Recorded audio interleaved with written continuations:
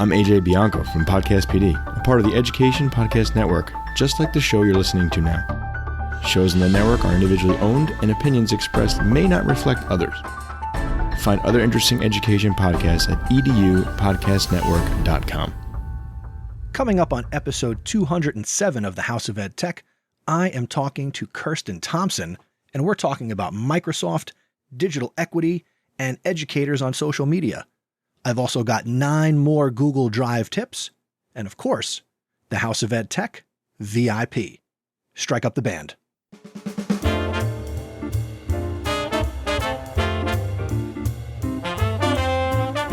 Welcome to the House of EdTech.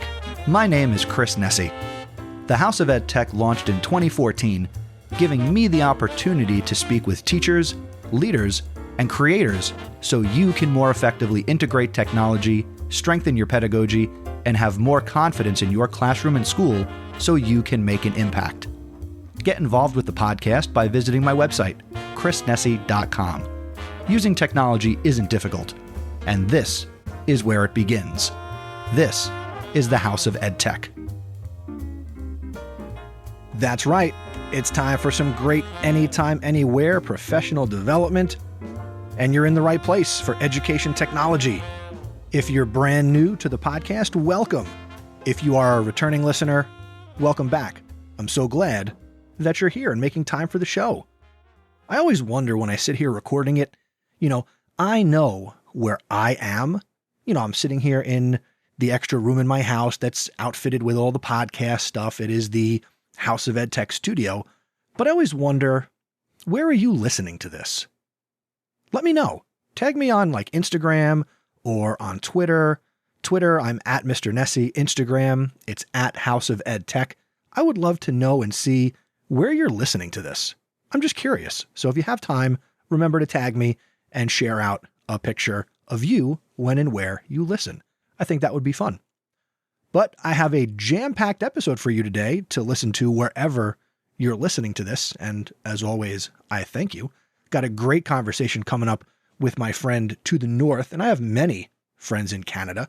So this one features Kirsten Thompson, and I can't wait to bring you that conversation. We got into Microsoft for education, which, as you'll hear, I realize I don't really talk a lot of Microsoft on this podcast. Not because I'm against it. Just haven't talked about it in 206 episodes that came before this. And we talk about digital equity and social media for educators. So it's going to be a really good conversation, and I want to know what you think after the fact. And the way that I would love to invite you to do that is come out and join the House of EdTech Discord. Go to chrisnesi.com/Discord and come out and be a part of the conversation there. If you're not sure what I mean by that, send me an email, feedback@chrisnesi.com, and I will talk to you all about how to use and be a part of Discord. And maybe you'll find that you want to use Discord beyond the House of EdTech, but the community is growing there, and I certainly invite you to do that. So again, that's chrisnesi.com/Discord, DISCORD. And now let's get to this episode's EdTech Thought.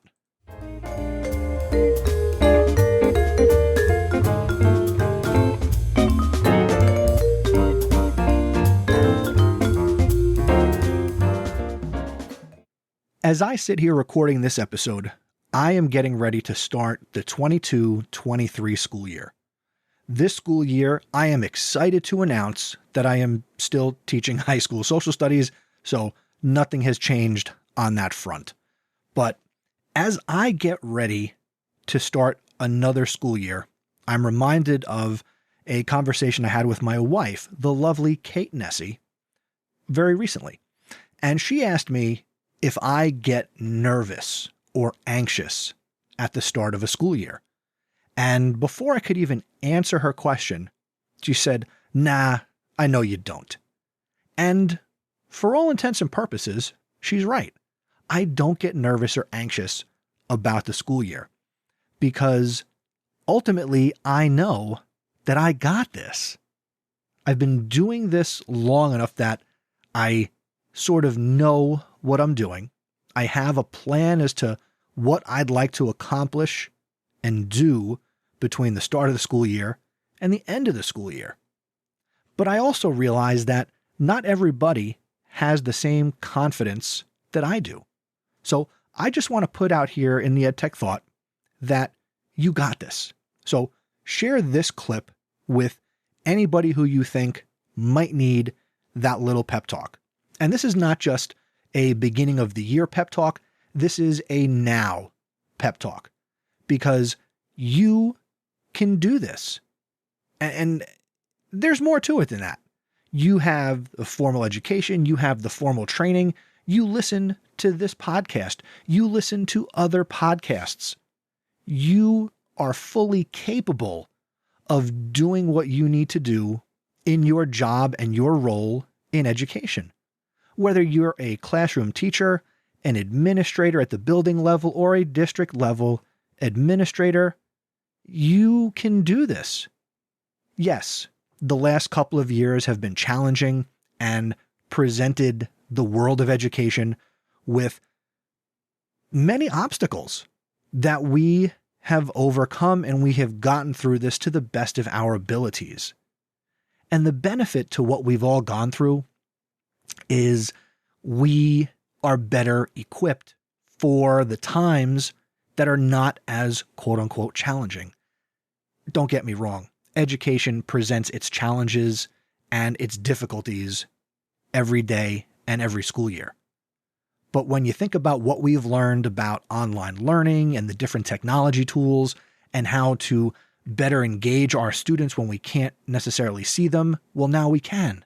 And we still have this new knowledge that can help us engage our students, engage our colleagues.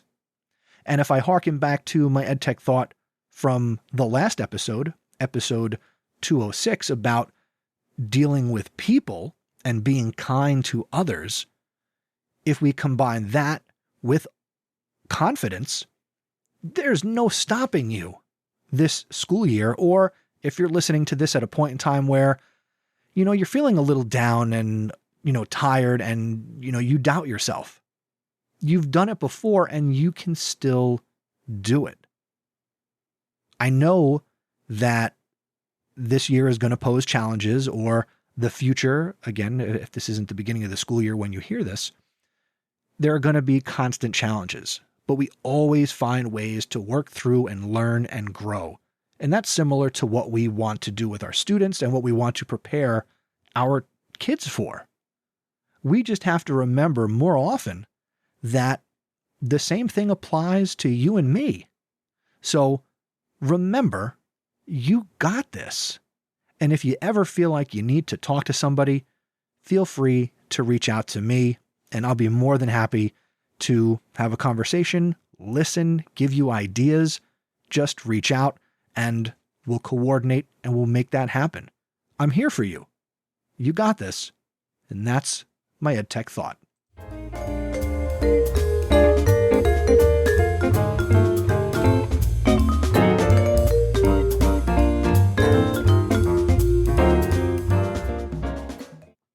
Now it's time for 9 more Google Drive tips. I gave you 9 Google Drive tips in episode 206, and as promised, here are 9 more. So here we go. You can bypass the Gmail attachment limit using Google Drive. If you use Gmail and Google Drive, you are in luck. You never need to attach a document ever again. Just send a link. That means you'll never run into that 25 megabyte attachment limit. Instead, send up to 10 gigabytes worth of files. The file or files have to be uploaded to Google Drive first, and then you can insert a link into a Gmail message, and then with the click of a link, you can send that file off, and you're not going to run into any attachment limits when you combine Google Drive and Gmail. Next, convert all of your uploads so that way they work with Google Docs. If you want every item you upload on the desktop, even PDFs, you can convert text to edit in Google Docs. Just go to your Google Drive on the desktop and click the gear icon at the top and select Settings. In the pop-up box, check the box next to Convert Uploads. File uploads may take a little longer, but it is worth it. You'll end up with a Google Doc that has maybe the image inserted, and then you have editable text below. Next, upload pictures to search text. One of the unique features of Google Drive is the ability to upload a picture, especially on mobile. Why would you do that? The words in the image are scanned by Google and become searchable text. It's a great app and experience for taking a picture of a recipe, a menu, store hours, pictures of a textbook, a document, anything like that. And then you don't need to retype it. You can click the big plus icon and either upload or use a camera to do this. Just make note that if you're an iOS app user, it doesn't make the text editable. That only works from the desktop or from Android, but you can search it. Next, reveal all of the keyboard shortcuts. Ooh, keyboard shortcuts. I love these. Embrace keyboard shortcuts, my friend. You'll be able to make your Google Drive experience amazing. You'll become a Google Drive god. Except, what are they and how do you find them? No matter what Drive app you're in, even on the main Google Drive page, simply type Control+ / and the shortcut menu will reveal every keyboard option available. I'm not going to tell you what they are. You need to go and find it for yourself. Next, check all the search options. You ever find yourself in Google Drive looking for a specific file or a document in your Google Drive? Google's got the search stuff down, we know that, so it's usually easy. But you can do an advanced search. Open the options in the search bar via the icon that looks like parallel lines with sliders on them. From there, you can search on the file type, the owner, whether it's starred, trashed, or encrypted, when it was last modified, who it's shared with, etc. Better yet, use natural language processing when you search Google Drive, which lets you skip the esoteric search operators and type something simple like, find my sales meeting minutes from last July, and it's going to find it. Next, color code your Google Drive. It helps to keep folders in order, but sometimes you want your eye to be drawn to the most used folders by, say, a color choice. Google Drive offers a rainbow of choices. Simply right-click on any folder and select Change Color to get the options to color your folders. Next, get the Google Drive apps. Not to be confused with Docs and Sheets and the Slides add-on. There are also a number of Google Drive apps, entirely web-based applications, that you can link to your Google Drive. There's some overlap with add-ons. You probably don't need, the Hello Fax app, because, who has a fax machine? But the apps found in the Chrome Web Store make it easy to do some extra editing elsewhere. And I will link to those in the show notes out at chrisnesi.com/208. Two more Google Drive tips for you. You can do a quick search from the Omnibox. The Omnibox, if you're not familiar, is what Google calls that URL search box at the top of the Chrome browser, since it can take you to a URL and it can search a number of places, one of those being Google Drive. Right-click in the box and select Manage Search Engines and Site Search. Scroll down and look under Inactive Shortcuts for Google Drive. You may have to click on additional inactive sites. If you don't see it, go to Site Search and click the Add button. For search engine, enter Google Drive, and under Shortcut, type Drive without quotation marks around it. Okay, just type the word Drive, D-R-I-V-E. And finally, you're going to put this long string of URL characters that I will put in the show notes. That way, the next time you want to search Google Drive, type Drive into the Omnibox, followed by the search criteria that you want. But I'll include instructions for this one out in the show notes. And the final Google Drive tip that I've got for you, block the Drive spam. That's right, spam isn't only a problem in email. Thanks to the close ties between Gmail and Google Drive, a spammer could easily send you a link to a Google Drive file to click on, or just share a file directly from Docs, Slides, Sheets, and give you access. It'll show up in your Google Drive automatically. In Drive, go to the Shared with Me view and look for any files or even entire folders you know don't belong. Right-click and select Block. There will be an email address associated with it. That's who you're truly blocking. If you mess up and block the wrong person, go to the block list in the People and Sharing section of your Google account to simply unblock them. All right? So there you have it. 18 total Google Drive tips. I gave you 9 in episode 206, and here I just gave you 9 more in episode 207. If you've got other Google Drive tips that teachers need to be aware of, go to chrisnesi.com/feedback and send me a voicemail with your Google Drive tips. That's my EdTech recommendation.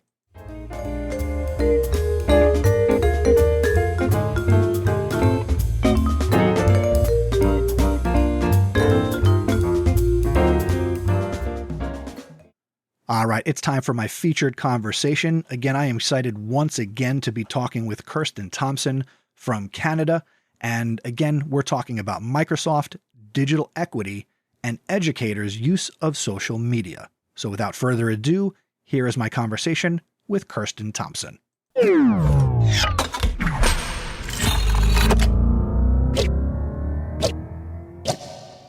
Today, we are talking with Kirsten Thompson. She is the Divisional Coordinator of ICT for the Mountain View School Division. That's in Manitoba, Canada.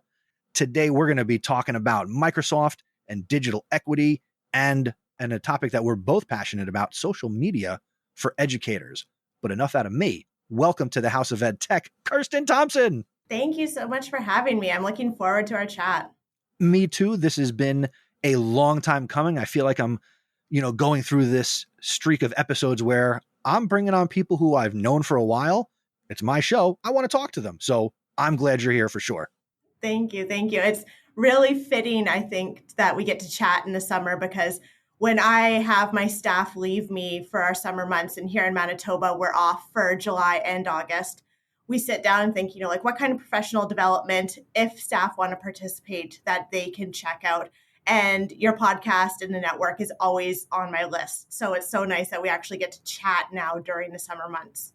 Woohoo. Now, are you going to very quickly share this episode with people you know?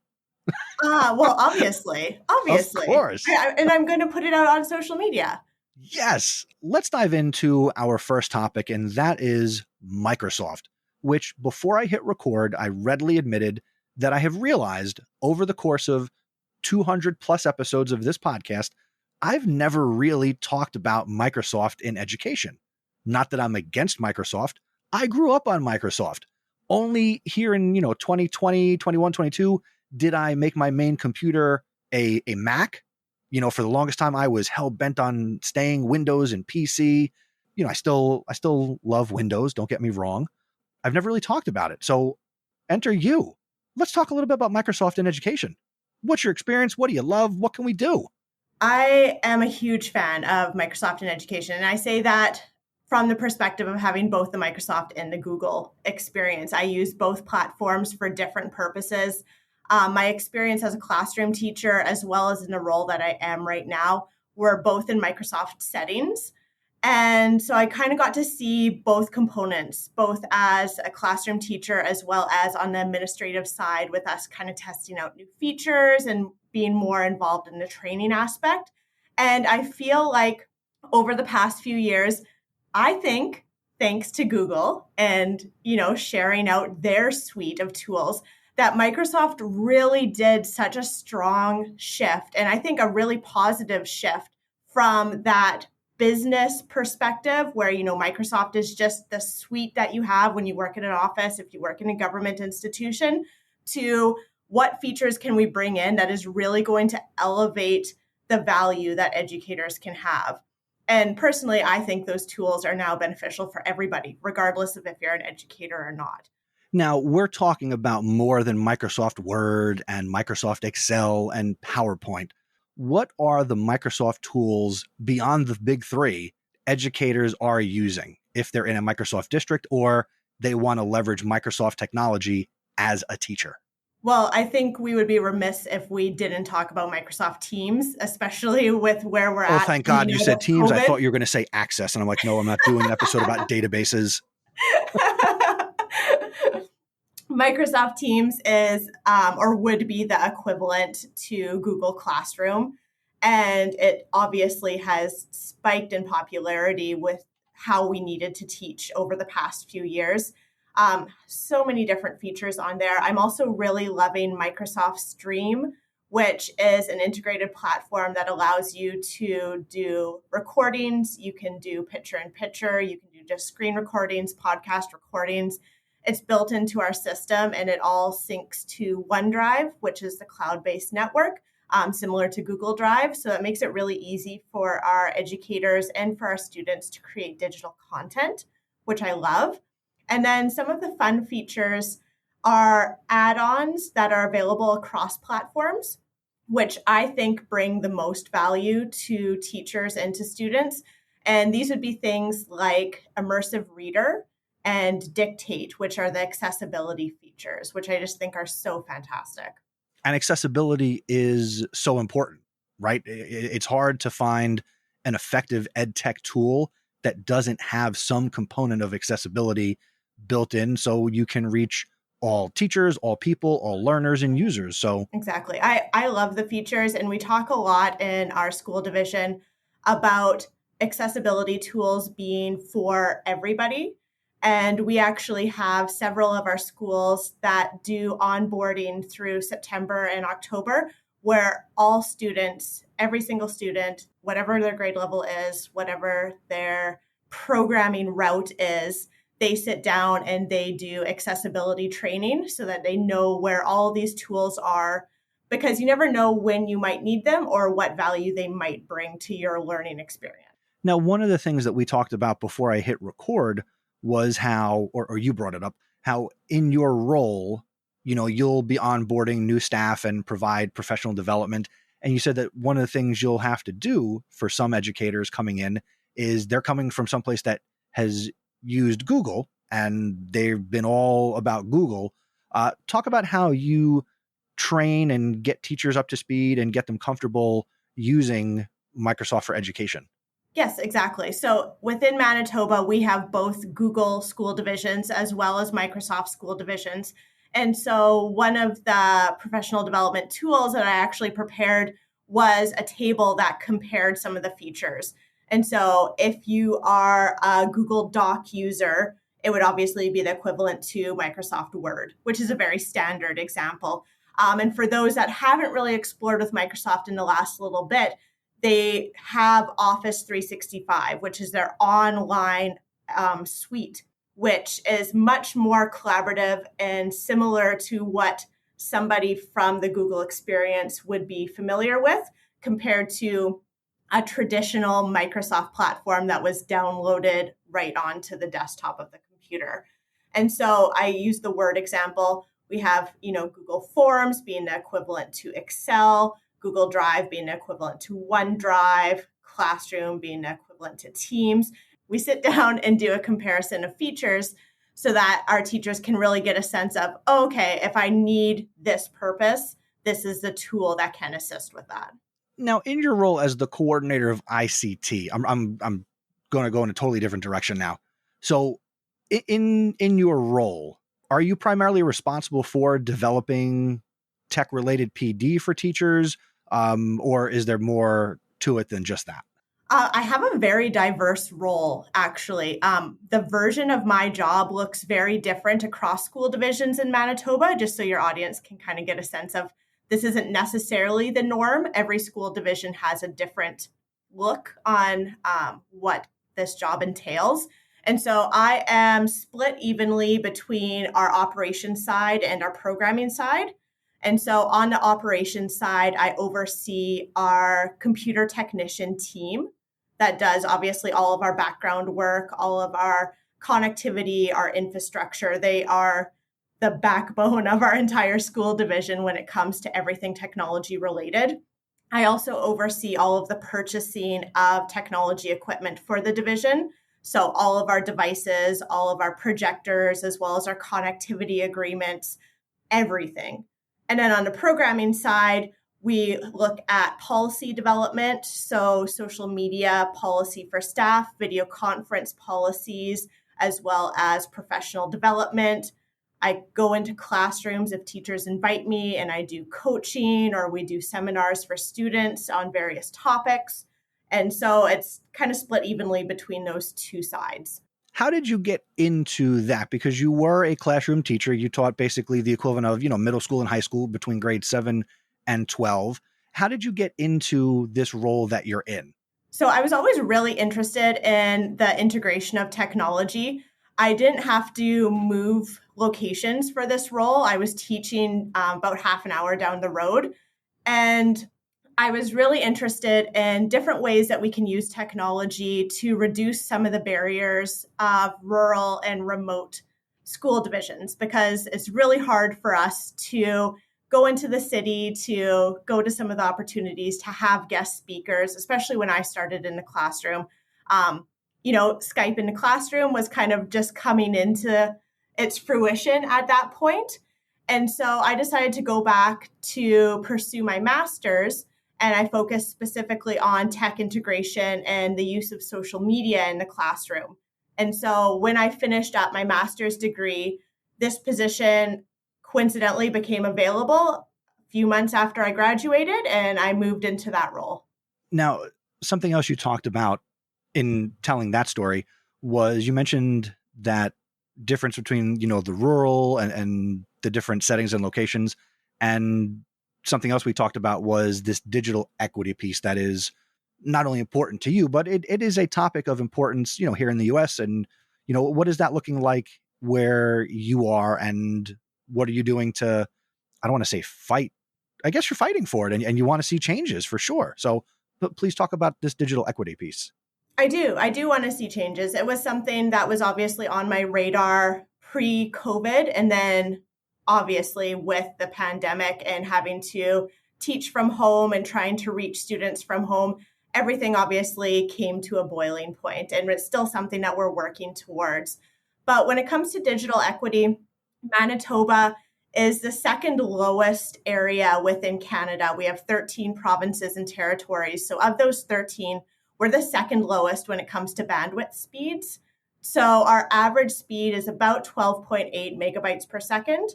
And so to run a Teams call, for example, if you're trying to teach students who are at home, takes about 8. And that's going to be bare minimum features. So 12.8 as a provincial average is very slow, very slow. Yeah. I'm joining you from my office today for a very important reason. And that's because my home internet could not support it. And that's coming from a position of privilege where I'm paying the most that I could potentially pay based off of what's available in our area. So infrastructure has not been something that has really been looked at provincially. We're trying a lot of different things, but we have a really long way to go in our province. So what does it look like for you and the teachers that you work with and the schools where, it's 2022 and we live in a world in a time where it's go, go, go, and I want information readily accessible and faster than I can snap my fingers. How do you effectively coach teachers, and what are your strategies for working within and with the constraints that you have on you? Well, I have to say we have been very fortunate that our schools themselves are able to connect to a fiber connection. And we do have great speeds within the schools themselves. We have 4 of our schools that reside in communities that actually don't even have cell service. So when we try and talk to teachers about, different tools and different things that they could potentially use, or trying to reduce the digital divide by maybe bringing in a BYOD program, it's a little bit more challenging because I find a lot of our middle school and high school students would not receive tablets or phones the way some of their city counterparts would, simply because they can never use them at home. So a lot of parents and caregivers don't think that that's something that they need, right? And so it's a very different conversation. One of the things that we were discussing this year was, using OneDrive, which is our cloud-based storage, with more frequency compared to our school-based servers. And that conversation obviously had to be coupled with really in-depth tutorials about how to use it in an offline space and what that means, because we have so many staff members who, when they're at home, will not have internet access. So we just kind of have to think about both roles anytime we're doing programming, because we have to account for the fact that internet connectivity, once our staff and our students leave the building, is either going to be very minimal or non-existent. It seems almost like there are some positives to that. And obviously, you mentioned the downside, but I mean, because we're in that world that's go, go, go, and I need it, yesterday, and we've got this group of people, teachers and students, that are not constantly effectively connected, there seems something peaceful about that almost. I mean, it's not ideal for sure, but it does seem like, if I'm a teacher and when I go home, I can't get on the internet or it's super slow, all right, I can do other stuff. We very much have a forced screen time cap. Yes. When we talk about screen time, and this is a poor Chris transition for listeners who love the show, the other thing that we want to talk about, as I mentioned, was social media. And you are, Kirsten, a education social media superstar, in my opinion. So, I mean, you're on Twitter, you're doing TikTok, you've got YouTube, you got it going on when it comes to social media. So where does your clear love of social media come from? Thank you. That makes me smile a lot, because I try really hard to explore all the different things as they come out. It's been very much an evolution based off of where I've been with my teaching role. When I first started as a classroom teacher, we actually did not have open social media in the school division that I was in. So it wasn't something that I could access or utilize with students. And that was something that I advocated for, because I felt that it would really help reduce some of those barriers. And so I was able to advocate to the school division, and they were very receptive to it. And we started slow. So they opened up blogging, and then they opened up Twitter. And those things allowed my students to reach out. I had a grade 8 science class, and they were doing different science experiments and actually reaching out to people in the field. So they were writing blog posts about what their science fair projects were, tweeting them out, and then trying to get responses. And the responses they got just brought so much value, being able to hear from experts in the field and get feedback on their science fair projects from someone that wasn't me or wasn't just the teacher down the hall. And so it really evolved from that. And I started using social media not only as an outreach tool with my students, but from my role as an educator as a transparency tool. We didn't have a lot of parents and caregivers coming into the school. And so social media allowed them to kind of have a glimpse as to what was happening in the classroom. We're in a small agricultural setting that is very close to First Nations reservation. And so whether it was related to parents and caregivers that couldn't come in based off of the farming schedule, or because of the generational trauma that we have in Canada due to residential schools where families are not in a place that they would want to come into the school, having social media allowed a very passive experience where they could peek and kind of see what their children were up to and what they were doing, and hopefully start to build that foundation of a relationship. And I love that you, throughout our conversation, keep coming back to this idea of relationships, which is super important to build it between educators and students, educators and the families, schools and districts and divisions, and the communities that they serve. So I don't want that to be glossed over. So relationships are important and make the world go round. But as we stay with social media, let's play a game. Yeah. Let's have some fun. So I'm going to say a sentence and you're going to complete the sentence. Love it. Teachers or educators should be on Twitter because they want to connect with other teachers and get feedback on policy development. Students should be leveraging social media in school because they want to create a learning experience that's reflective of their interests. I am on TikTok because 1, entertainment. I'm not going to gloss over that. 2, creativity. And 3, all of my social media platforms are a way to provide more insight into educational technology. Now this is where my audience will go, oh, here he goes. He's going to talk about TikTok again. So talk about TikTok. Let's talk about TikTok. You're on TikTok. You are at Thompson Classroom. And it's not, I mean, you're not up there like dancing and, making a fool of yourself on social media like we certainly get the entertainment value from others. How are you leveraging TikTok? If somebody goes there, whether they have the app or not, but if they click on the link and they go to tiktok.com/@ThompsonClassroom, what are they going to find? It's going to be a mix of everything, to be honest. Sometimes I use TikTok purely because it is a fantastic video editing tool to create short bursts of content. And so I try to provide small ed tech related tutorials. And sometimes I try to utilize existing TikTok trends, which may be movement based, which may be audio based. And I try to relate the content back to a certain issue in ed tech that I'm currently grappling with or currently trying to work out. Now, I feel I follow you on TikTok, and correct me if I'm wrong, but I see your account, your target audience are the teachers you serve.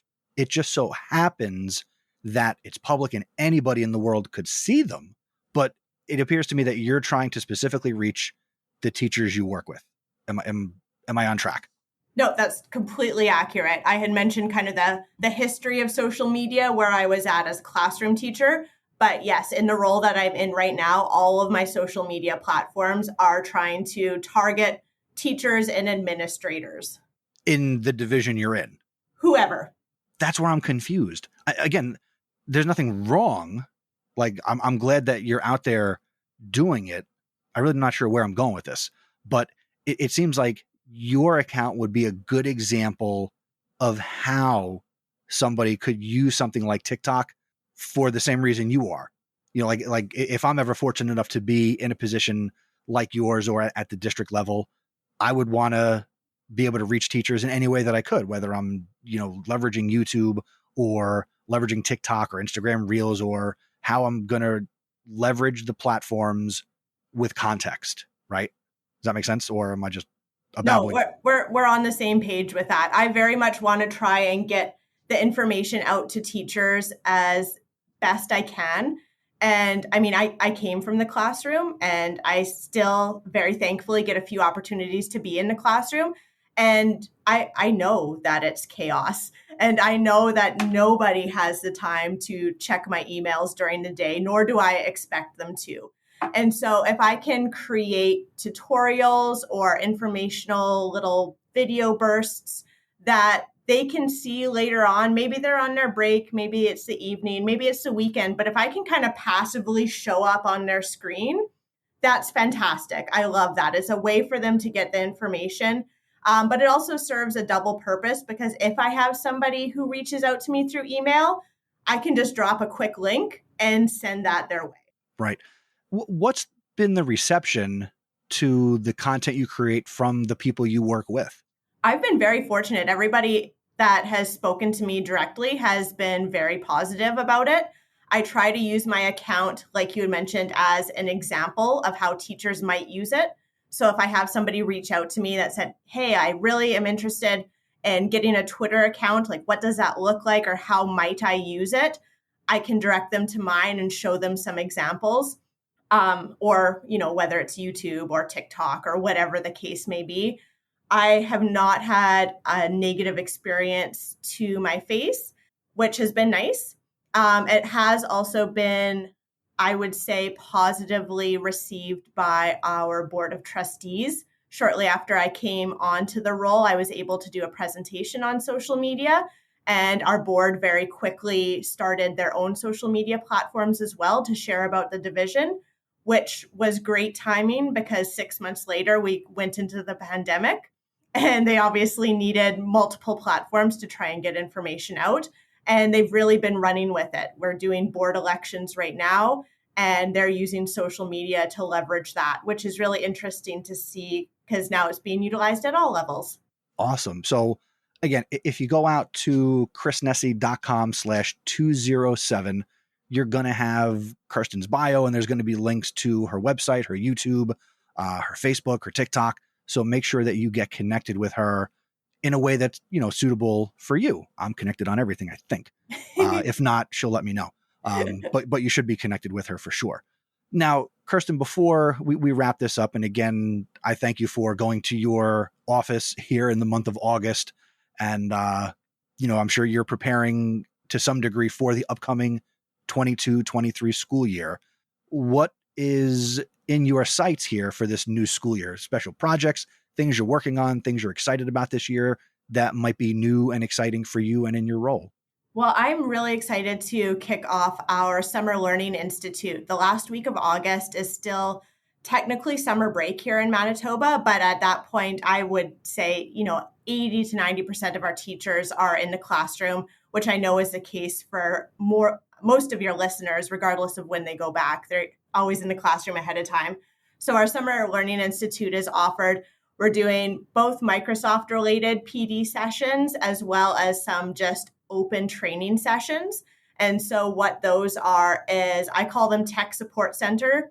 You basically show up here at the division office. We have great coffee. We have fantastic snacks, and anything tech related that you want to work on for your planning, you can do that with myself and some of our computer technicians, whether it's Microsoft, social media, our student information system, whatever the case may be. You at least know that you have somebody in the room that you can ask questions to.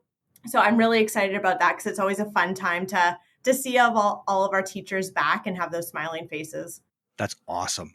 Now, we talked about 3 interesting topics today. We talked about Microsoft. We talked a little bit about digital equity. We talked about social media. And now I thought I'd bring a guest onto the show and make them cry.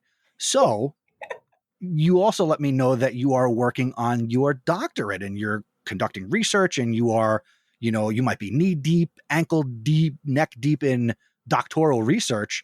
What are you getting your doctorate in, and why are you putting yourself through that process now? Well, I realized it's been about 3 years since I've been in university. So I thought, well, that's really too long. I should probably go back. I'm very, very fortunate to be under the supervision of Dr. Alec Kuros, who you may be familiar with his work on social media and tech integration. And so right now I am working on my PhD out of the University of Regina, and I am looking at software evaluation for the K-12 classroom. We spent the summer looking at a lot of the renowned tech integration models, so things like SAMR, LOTI, TPAC, and just trying to figure out where some of the gaps are.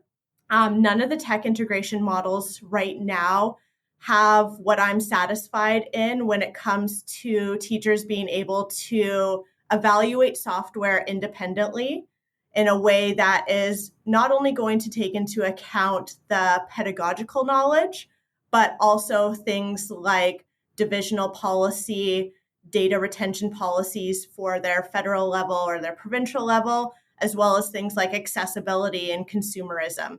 And I feel like those things are so subjective, it's a little bit hard for one teacher to be able to do, but that's what I'm trying to accomplish, is a tool that can assist them with that process. Now, we talked about TikTok already, and you recently did a very, very funny TikTok where you talked about the SAMR model, and I'm not going to spoil it, but folks, you need to go and check out her TikTok. I'm probably going to link to this video in the show notes because your TikTok taught me, and I had not realized what that TikTok presented. You know exactly what I'm talking about, yeah. Which is freaking hysterical. So make sure you go out to the show notes and see this video related to the, how do I put this? The brains behind the SAMR model and their digital presence. I think that's good, right? Yeah, I like it. It leaves just enough of a taste for people to check it out. I love it. Yes, and you, like me, might learn something and go, son of a...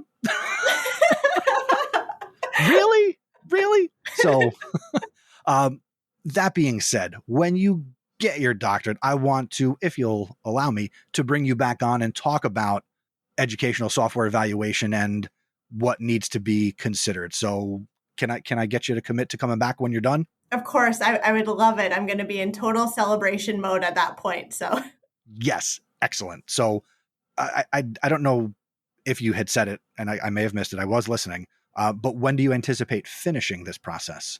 Well, I'm hoping to be wrapping up in about 2 years here. 3 would be the max for myself. All right. So in 2 years, I'll be up like episode 275. So we'll certainly bring you back, or maybe sooner if you find something interesting. But that sounds great. This was a pleasure, Kirsten. Thank you so much for coming on to the show. I really appreciate it. Thank you. I'm so thankful for an opportunity that we actually get to chat. It's so cool I get to see your face right now, which is really, no, it's fantastic after hearing your voice for so many years. This is very cool for me. Awesome. Well, thank you for being on the show, and I will talk to you soon. Sounds good.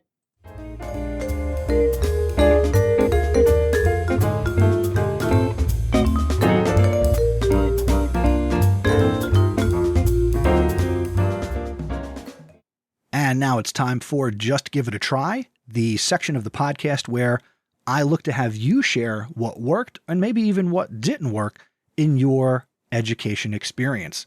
And I got a voicemail that I want to share, so let's go to the House of EdTech voicemail machine. You have one new message. Hi, Chris. This is Katrina Haynes. I'm an EdTech nerd, and I really loved your session about Wakelet. At first, I was like, what? Really? Another app? And then I started investigating it more. And that wouldn't have happened if I wasn't listening to your podcast. So thanks. Keep doing what you're doing. Thank you so much for the feedback and the voicemail, Katrina.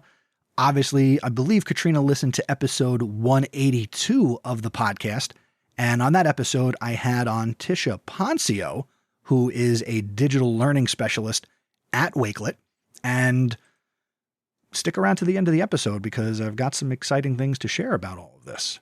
So anyway, thank you to Katrina for sending in the voicemail. And yes, Wakelet is wonderful. You should be riding the wave and doing amazing things in your classroom with Wakelet for yourself and showing Wakelet to your students. And if you want to submit something, go to chrisnesi.com/feedback and you can leave some text, or if you go to chrisnesi.com/voicemail, you can send me a voicemail and I will be happy to play it here on the episode in the Just Give It a Try segment. So let's load up on all these new experiences and let's start sharing. And thank you again to Katrina for submitting yours.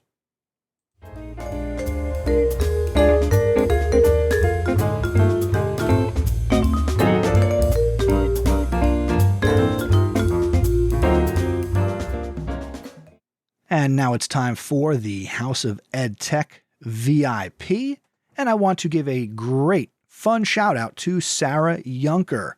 Sarah is on Twitter. She is brand new to Twitter, so y'all need to go and follow her. She is at Yunker Sarah. That's YUNKERSARA. Fear not. There will be a link out in the show notes at chrisnesi.com/207. She's a new listener of the podcast, and she is new to Twitter. So go follow her. I am connected with her. So let's have her have a great Twitter experience. And it all started here by being House of EdTech VIP.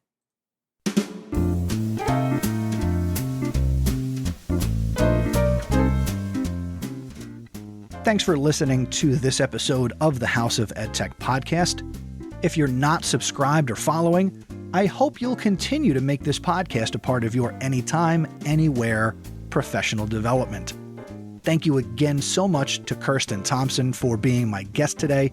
It was an absolute pleasure to finally get to chat. Let's keep the conversation going. We talked about a lot in this episode, so if you have thoughts or things you want to talk about, there's a couple things you can do. You can go out to the show notes at chrisnesi.com/207, and you can leave a comment on this episode. You can send me an email go to chrisnesi.com/feedback. You can also go to chrisnesi.com/voicemail, and I'm pretty sure you can figure out what to do there. You can also talk about the podcast and all things EdTech in the House of EdTech Discord community. Go to chrisnesi.com/discord, and we can talk there as well. If you enjoy the House of EdTech, tell somebody else about the podcast. Word of mouth is the best way to share a podcast you love. Or if you don't love this show but you like it, it's still worth sharing. You can also become an awesome supporter. I am very, very thankful for the ongoing financial support from the following people. Catherine Abdallah. We've got a new awesome supporter, Brian Carpenter, host of the Fresh Air at 5 podcast. Brian is new to the crew. Thank you, Brian. Also, thank you to Dan Gallagher, Peggy George, Jeff Herb, Mike Messner, Matt Miller, JP Presavento, Patty Reefus, Lori Simpson, and Kyle Wilcox. If you're getting value from this podcast, you can show me that value back by becoming an awesome supporter. It's powered by Patreon, which allows a consumer of content like you to support a creator of content like me. Go to chrisnesi.com/awesome. And there's still time. If you become an awesome supporter before September 1st, 2022, I am going to send you some awesome House of EdTech swag.